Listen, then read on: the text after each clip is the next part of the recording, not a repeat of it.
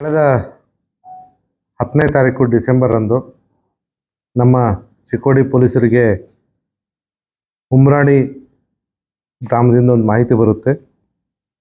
ಒಬ್ಬ ವ್ಯಕ್ತಿಯ ಶವ ಸಿಕ್ಕಿದೆ ಅಂತ ಹೇಳಿ ಪೊಲೀಸರು ಸ್ಥಳಕ್ಕೆ ಧಾವಿಸಿ ಪರಿಶೀಲಿಸಿದಾಗ ಉಮ್ರಾಣಿ ಹತ್ರ ಇರತಕ್ಕಂಥ ಒಂದು ಜಮೀನಲ್ಲಿ ಒಂದು ಭಯಾನಕ ಸ್ಥಿತಿಯಲ್ಲಿ ಒಬ್ಬ ವ್ಯಕ್ತಿಯ ದೇಹ 2 ತುಂಡು ಮಾಡಿ ಅಲ್ಲಿ ಇರೋದು ಕಂಡು ಬರುತ್ತೆ.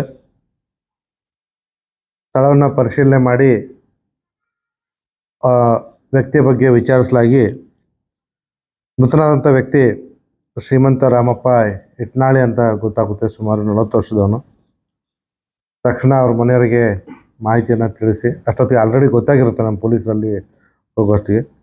ಅವ್ರ ಮನೆಯವರೆಲ್ಲ ಬಂದುಬಿಟ್ಟು ಅಲ್ಲಿ ಸಾಕಷ್ಟು ನೋವಿನಿಂದ ಎಲ್ಲ ಮಾಡ್ತಾ ಇರ್ತಾರೆ. ಆಮೇಲೆ ಈ ಒಂದು ತನಿಖೆಯನ್ನು ನಮ್ಮ ಚಿಕ್ಕೋಡಿ ಇನ್ಸ್ಪೆಕ್ಟರ್ ಚೌಗಲೆ ಹಾಗೂ DSP ಗೋಪಾಲ್ ಗೌಡರವರು ಮಾಡ್ತಾರೆ. ಈ ಒಂದು ಕೊಲೆಗೆ ಸುಮಾರು 2 ದಿವಸ ಯಾವುದೇ ಒಂದು ಸಾಕ್ಷ್ಯಗಳು ಲಭಿಸೋದಿಲ್ಲ. ಆದರೆ ನಮ್ಮ ಅಡಿಷನಲ್ SP ಬಸವಗಿಯವರು ಕೂಡ ಸ್ಥಳ ಪರಿಶೀಲನೆಗೆ ಅವತ್ತಿನ ದಿವಸನೇ ಹೋಗಿರ್ತಾರೆ. ಕೆಲವೊಂದು ಆಯಾಮಗಳಲ್ಲಿ ತನಿಖೆಯನ್ನು ನಡೆಸಲಿಕ್ಕೆ ಸೂಚಿಸಿ ಬಂದಿರ್ತಾರೆ. ಇವೆಲ್ಲ ಆಯಾಮಗಳ ನಂತರ ತನಿಖೆ ಕೈಗೊಂಡ ನಂತರ ನಮಗೆ ಒಬ್ಬರು ಆರೋಪಿ ಬಗ್ಗೆ ಸಂಶಯ ಬರುತ್ತೆ. ಆ ಆರೋಪಿಯನ್ನು ಕರೆತಂದು ವಿಚಾರಣೆ ನಡೆಸಿದಾಗ ಆ ವ್ಯಕ್ತಿ ಈ ಮರಣಕ್ಕೆ, ಈ ಕೊಲೆಗೆ ಕಾರಣ ಅಲ್ಲ ಅನ್ನೋಂತೂ ನಮಗೆ ಸ್ಪಷ್ಟತೆ ಸಿಗುತ್ತೆ. ಅದಾದ ನಂತರ ಮತ್ತೊಂದು ಆಯಾಮದಲ್ಲಿ ನಾವು ತನಿಖೆಯನ್ನು ನಡೆಸಿದಾಗ ಕೊಲೆ ಮಾಡಿದ್ದು ಬೇರೆ ಯಾರೂ ಅಲ್ಲ, ಕೊಲೆಯಾದಂಥ ಶ್ರೀಮಂತನ ಹೆಂಡತಿ ಸಾವಿತ್ರಿ ಮಾಡಿರೋದು ನಮಗೆ ಗೊತ್ತಾಗುತ್ತೆ. ಕೊಲೆಗೆ ಮುಖ್ಯ ಕಾರಣ ನಮ್ಮ ತನಿಖೆಯಲ್ಲಿ ಕಂಡು ಬಂದಿರತಕ್ಕಂಥದ್ದು, ಗಂಡ ಶ್ರೀಮಂತ ವಿಪರೀತ ಕುಡಿತಾ ಇದ್ದ ಹಾಗೂ ಆ ಕುಡಿತದ ಚಟಕ್ಕೆ ಅವನು ಹೆಂಡತಿಗೆ ದುಡ್ಡಿಗಾಗಿ ಪೀಡಿಸ್ತಾ ಇದ್ದ. ಮತ್ತು ಈ ಹೆಂಡತಿ ಸಾವಿತ್ರಿ ಹೆಸರಲ್ಲಿ ಒಂದು ನಿವೇಶನ ಇತ್ತು 30-40. ಅದನ್ನು ಮಾರಿಬಿಟ್ಟು ನನಗೆ ಒಂದು ಬೈಕ್ ಕೊಡಿಸು ಅಂತ ಹೇಳಿ ಹಿಂದಿನ ದಿವಸ ಜೋರಾಗಿ ಹೆಂಡತಿ ಜೊತೆ ಜಗಳ ತೆಗೆದಿದ್ದ. ಸೊ ಆವತ್ತಿನ ದಿವಸ ಅವನು ಚೆನ್ನಾಗಿ ಕುಡಿದು ಮನೆಗೆ ಬಂದಿರತಕ್ಕಂಥ ಅಂಶವನ್ನು ನೋಡಿಬಿಟ್ಟು ಅವನು ಮಲಗಿದ ಮೇಲೆ, ಅವನು ಆ್ಯಕ್ಚುಲಿ ಮನೆ ಹೊರಗಡೆ ಜಗಲಿ ಮೇಲೆ ಮಲಗಿರ್ತಾನೆ,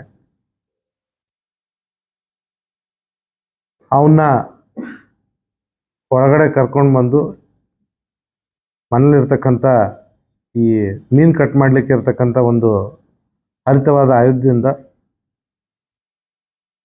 ಅವನಿಗೆ ಅವನ ದೇಹವನ್ನು 2 ತುಂಡುಗಳಾಗಿ ಮಾಡ್ತಾರೆ. ಅದಕ್ಕಿಂತ ಮುಂಚೆ ಅವನ ಕತ್ತನ್ನು ಹೆಚ್ಚಿಕ್ಬಿಟ್ಟು ಅವನು ಮೂರ್ಛೆ ತಪ್ಪದ ಮೇಲೆ ಅವನ ದೇಹವನ್ನು 2 ಭಾಗಗಳಾಗಿ ಮಾಡ್ತಾಳೆ. ಇದಾಗಿರ್ತಕ್ಕಂಥದ್ದು ನಮಗೆ ದೇಹ ಸಿಕ್ಕ 2 ದಿವಸಗಳ ಮುಂಚೆ, ಅಂದರೆ 8ನೇ ತಾರೀಕು ರಾತ್ರಿ ಆಗಿರ್ತಕ್ಕಂಥದ್ದು ನಮಗೆ 10ನೇ ತಾರೀಕು ಬೆಳಿಗ್ಗೆ ಈ ನಮಗೆ ದೇಹ ಸಿಗುತ್ತೆ.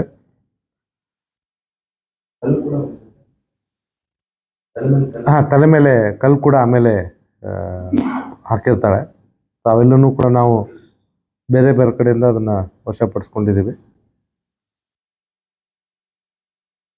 ಈ ಒಂದು ಕೊಲೆಗೆ ಮುಖ್ಯವಾದ ಕಾರಣ ಗಂಡನ ಕಾಟ, ದುಡ್ಡಿಗೋಸ್ಕರ ಅಂತೂ ನಮಗೆ ಇಲ್ಲಿವರೆಗೂ ತನಿಖೆಯಲ್ಲಿ ಕಂಡು ಬಂದು ನಮ್ಮ ಎಲ್ಲ ಕಾನೂನು ಕ್ರಮಗಳನ್ನ ಜರುಗಿಸಿ ನಾವು ಆರೋಪಿಯನ್ನು ನ್ಯಾಯಾಂಗ ವಶಕ್ಕೆ ಕೊಟ್ಟಿದ್ದೀವಿ.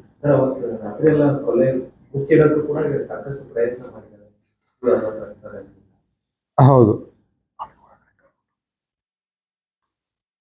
ಚಿನ್ನ ನೀನು ಒಳಗಡೆ ಹೋಗ್ ಚಿನ್ನ, ಮನೆಗೆ ಹೋಗ್ತೀಯಾ ಪ್ಲೀಸ್. ಮನೇಲಿ ಅವ್ರ ಅಮ್ಮ ಇಲ್ಲ, ಅದಕ್ಕೆ ನಿನ್ನೆಯಿಂದ ಅಂಟಪ್ಪ ಆಗ್ಬಿಟ್ಟಿದ್ದಾನೆ.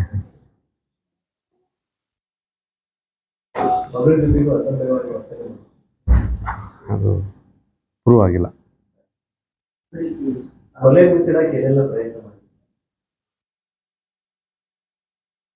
ಈ ಮಹಿಳೆ ಕೊಲೆಯಾದಂಥ